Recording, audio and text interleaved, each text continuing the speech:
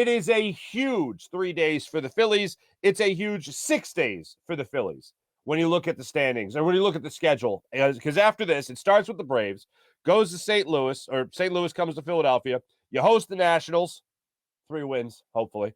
And then you go to St. Louis for a 4-game series, and that just starts off a long road trip that takes you from July 9th, July 8th, by the way, to July 7th. And that'll conclude the first unofficial half of the Phillies season. It's been a huge couple of games, to say the least, about the Phillies. What did we say about the Marlins series? It's a prove-it series. Prove you're not one of the lower-rung teams in the division. Prove that, please. Finally beat that Marlins team in a series. Then it also went on to a prove-it type of situation against the Washington Nationals. Go ahead, please win that series. Win. If they win 3 games, good. If they win 4 games, grand. That's what they should do against the bottom team. They take 4 or 5. Then the interleague play bites the Phillies in the old behind again against the Texas Rangers. And then they surprise us by taking 4 or 5. 3 or 4 from the San Diego Padres. Not a lot of people were too optimistic about this. For a schedule that was supposed to get easier, other than that Padres series, it pretty much did. But those divisional games, as we all know, you never know what's going to come out of those games. You can never feel confident, especially when you take on a team like the Marlins.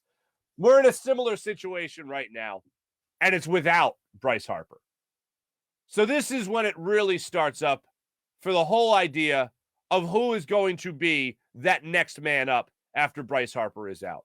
You guys know from listening to me yesterday, when I did the hit with Fox yesterday, the number one person I'm looking at is Nick Castellanos. That's the guy that has to step up. I went into detail about his numbers last year, what he was able to do, how this year he's on pace for only 15 home runs. Are you kidding me? The Phillies aren't going to make the playoffs if Nick Castellanos plays the way that he has been playing. I feel like it's going to fluctuate. The phrase I used yesterday, it's going to be hero by committee, but the number one guy I'm looking at is Castellanos. Go out there and prove that whole idea that you're the only guy being worth going over to luxury tax. Prove that for us, please. But now it's life after Harper. Phillies are going to be lucky to get Bryce Harper back this season. They're going to be lucky to get him back if they're making a playoff push. Phillies are going to be lucky to do that. It's going to start with Castellanos.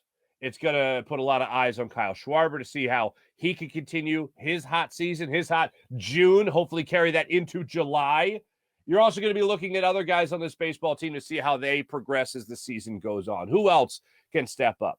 It's going to come down to the arms in this rotation. Basically, everyone's got to be clicking on all cylinders. Hero by committee is what the Phillies are going to have to do. And it's not an easy task right now.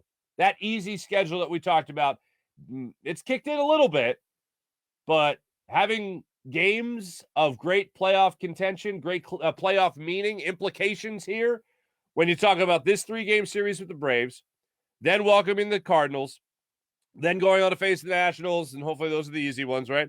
That's the way it works out, hopefully. And then that long road trip to end the first half of the season is going to be a tough run for the Phils. 7 games in total against the Cardinals, 3 games against the Braves. These are games against playoff teams.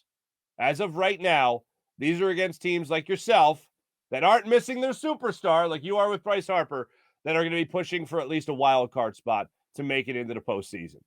It may be the end of the first half of the season, but if you think about it, it's really the beginning of the end of the season for the Phillies, because they could really write their destiny right now in the next couple of weeks leading up to the All-Star break. And it all starts tonight.